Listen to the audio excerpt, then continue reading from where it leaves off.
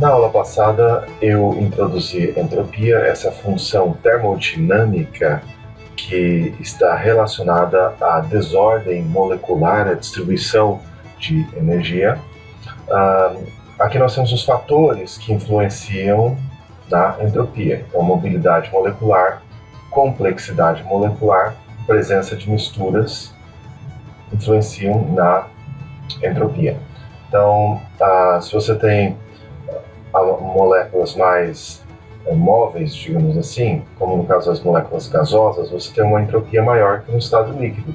E a entropia do estado sólido é menor que a do estado líquido, porque no estado sólido a mobilidade é menor. Então, sempre para uma mesma substância, a entropia do gás é maior que a do líquido, que é maior que a do sólido. A complexidade molecular influencia na entropia. Então, aqui nessa tabela, nós temos 3 gases. Da direita para a esquerda, o primeiro gás é o gás nobre argônio, é um gás monoatômico. Depois nós temos aqui o gás nobre dióxido de carbono, formado por moléculas lineares. E mais à esquerda você tem o hidrocarboneto propano, também um gás. Repare que da direita para a esquerda, a massa não muda muito. A massa molar do argônio é 40, do dióxido de carbono é 44, do propano também é 44. Então são massas, se não idênticas, mas muito próximas. Da direita para a esquerda você tem um aumento na complexidade molecular. Então aqui você tem um gás monatômico, moléculas lineares, e aqui moléculas mais complexas ainda. Então a entropia, se você observar bem, da direita para a esquerda, aumenta, que aumenta a complexidade molecular. Se você tem átomos de argônio, esses átomos só podem armazenar energia no movimento de translação, mas se você tem aqui CO2, você vai ter também rotação, e se você tem propano, você vai ter mais modos de rotação e vibração. Então, por isso, a complexidade molecular aumentando, aumenta a entropia. As entropias são sempre positivas e, ao contrário da energia interna e da entropia, nós podemos sim ter acesso aos valores absolutos de entropia. Isso aqui eu vou detalhar mais em frente, mas você pode ver essa tabela aqui. Os valores de entropia são sempre positivos. Vamos ver uma tabela de calor de formação, aqui uma tabela que provavelmente já é familiar para vocês, então eu vou correr aqui para vocês compararem. Lembrando que ΔH padrão de formação é a variação de entropia associada à formação de um mol de um dado composto. Então nós temos aqui a definição da reação de formação. Por exemplo, aqui você tem a reação do carbono grafite com hidrogênio produzindo benzeno. O ΔH é positivo. ΔH padrão de formação dos elementos constituintes no estado de referência é 0. E você olhando aqui para essa tabela, você tem valores positivos e negativos. Os valores positivos correspondem a calores de formação positivos, ou seja, a reação de formação é endotérmica, como a reação de formação do N2A5 aqui. Negativo indicaria que a reação de formação da substância é exotérmica, e quando é 0 você tem um elemento constituinte no estado de referência. Por outro lado, as entropias sempre são positivas. Toda substância, todo material tem um certo grau de desordem na temperatura acima do zero absoluto, ou seja, 0 Kelvin. Então nós estamos acima do 0 Kelvin. Logo, as substâncias têm entropia, um certo grau de desordem. 0 Kelvin é a temperatura mais baixa alcançável, menos 273,15 graus Celsius. Se você tiver um cristal perfeitamente ordenado a 0 Kelvin, então a entropia desse cristal vai ser zero. E aí você sabendo a evolução da capacidade calorífica com a temperatura e considerando as variações de fase, você pode ter acesso à entropia absoluta, a entropia da terceira lei, da temperatura que você desejar. Então aqui nós temos tabelados os valores de entropia, novamente, sempre positivos. Inclusive não tem valor zero aqui, mesmo para os elementos no estado de referência, como por exemplo o grafite, cloro, não é zero. Nenhuma substância simples ou composto tem entropia zero. Então você tem aqui, ó, ΔH padrão de formação do hidrogênio, zero. A entropia é diferente de zero. Aqui nós temos os critérios qualitativos para a entropia. Então, sempre entropia de gases maior que entropia de líquidos e sólidos. Substâncias mais complexas têm entropias maiores que as substâncias com estruturas mais simples. Entropias de sólidos iônicos são inversamente relacionadas às intensidades das interações entre os íons, ou seja, quanto mais intensas forem as relações ou as interações interiônicas, menor a entropia.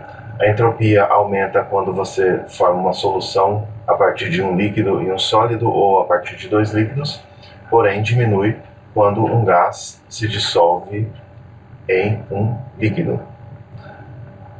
Vamos ver ilustrações aqui. Então, à esquerda aqui você tem representando aqui água e aqui o propanol. Quando você mistura água e propanol, você tem um aumento da desordem, um aumento da entropia. Bom, as reações espontâneas são aquelas que acontecem com o aumento da entropia do universo, né? A primeira lei vai nos permitir prever os processos possíveis de ocorrer, a segunda lei nos permite prever os processos espontâneos. Como você calcula a variação de entropia? Variação de entropia você calcula, vamos ver aqui, deste jeito. Da mesma forma que você calcula a variação de entalpia e a variação de energia. Bem simples. Só que ao invés de usar ΔS, padrão de formação do CO2, você usa a entropia do CO2 na temperatura ambiente, já que as entropias absolutas são conhecidas. E agora eu vou fazer alguns exemplos para vocês. Nesse primeiro exemplo, eu vou calcular com vocês a variação de entropia do processo de combustão da glicose. Então, a equação química é C6, H12O6, sólido, que reage com o O2, gasoso, dando CO2, gasoso, mais H2O, líquido. Os coeficientes estequiométricos, eu me lembro de cabeça aqui. Então nós temos a equação balanceada, a variação de entropia padrão dessa reação vai ser a soma das entropias dos produtos, e depois eu subtraio essa soma, a soma das entropias dos reagentes. Então aqui eu vou ter 6 vezes a entropia padrão do CO2 gasoso, mais 6 vezes a entropia padrão da água líquida. Então você sabe, deste lado aqui eu tenho somatória das entropias dos reagentes. E aí, menos entropia padrão do C6H12O6 sólido, mais 6 vezes a entropia padrão do O2. Lembra que entropia não é variação de entropia padrão de formação. Então, isso aqui é diferente de zero. Então, vamos substituir os valores aí. Eu já tenho aqui a tabelinha e eu busquei em outro lugar aqui a entropia da glicose. Então, eu tenho aqui delta S padrão da reação igual. Bom, vou deixar as unidades de lado, no final eu coloco as unidades. Então, 6 que multiplica a entropia do CO2. Cadê o CO2? Aqui. Está vendo? CO2. 213,74. 213,74 mais 6 6 vezes a entropia da água líquida, 69,91, menos 212, que é a entropia da glicose, que soma com 6 vezes a entropia do O2. O2 aqui, 205,14. 205,14. Então, vou fazer isso aqui na minha calculadora. Eu aposto que vai dar um número positivo. Depois eu digo o porquê dessa minha aposta. Então, 6 vezes, ou melhor, palpite. 213,74 igual mais 6 vezes 69,91 igual menos 212, que soma com 6 vezes 205,14, fecha igual. Então, olha, de acordo com as minhas contas, você checa aí, deu 259,06 Joule por Kelvin por mol. Vou fazer novamente a conta e depois eu vou dizer porque eu já estimava que seria uma variação de entropia positiva. Então, 6 vezes 213,74, né? A gente sempre checa 2 vezes, mais 6 vezes 69,91, fecha igual, menos 212, soma com 6 vezes 205,14, fecha igual. Pronto, tá aí, né? O meu palpite era que o ΔS fosse positivo, porque você tem aqui o consumo de 6 moléculas gasosas, mas aqui também aparecem 6 moléculas gasosas, inclusive com entropia ligeiramente superior. A entropia do CO2 é ligeiramente superior à entropia do O2.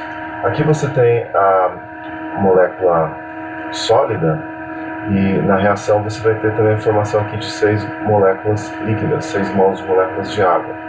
Então, o líquido, considere que primeiro você tem um sólido e da combustão você vai ter a formação de 6 moléculas do líquido. Então, obviamente, a entropia aqui do produto é maior que a entropia do reagente. Vamos ver um caso em que o ΔS da reação é negativo. Então veja que a entropia, sempre a entropia é positiva, mas você pode ter reações em que o ΔS é negativo.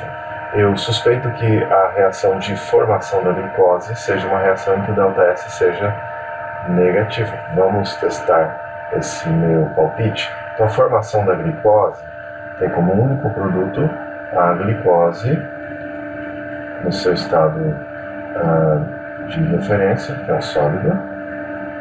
Então aqui eu tenho 6 carbono grafite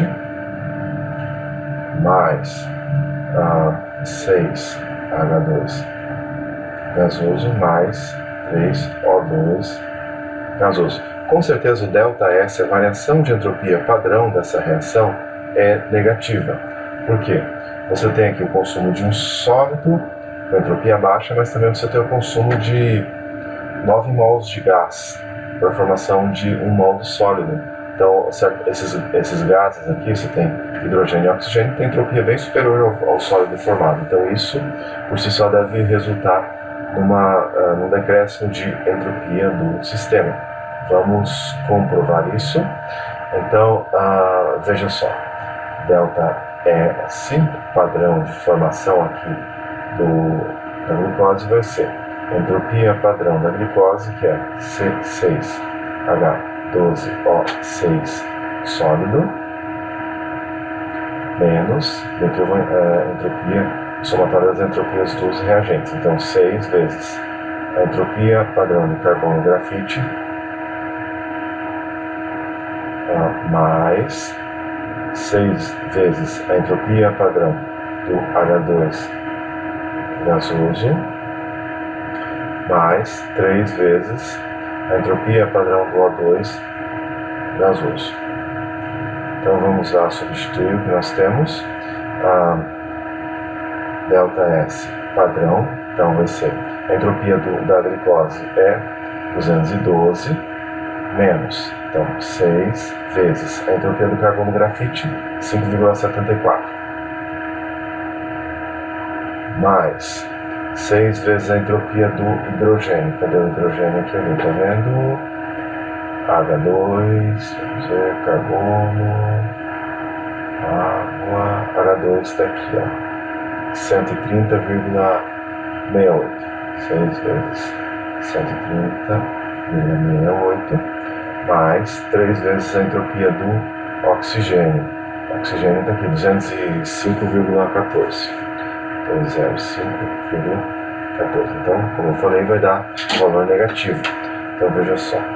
6 vezes 5,74 mais 6 vezes 130,68 mais 3 vezes 205,14. Isso aqui vai ser negativo, então 212 menos isso.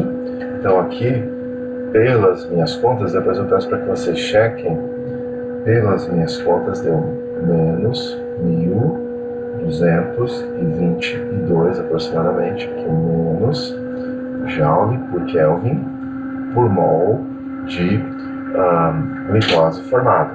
Então vocês chequem aí, definitivamente é uma reação com ΔS, variação de entropia negativa, porque você tem consumo de gases aqui para formar um sólido, ou seja, decréscimo da desordem.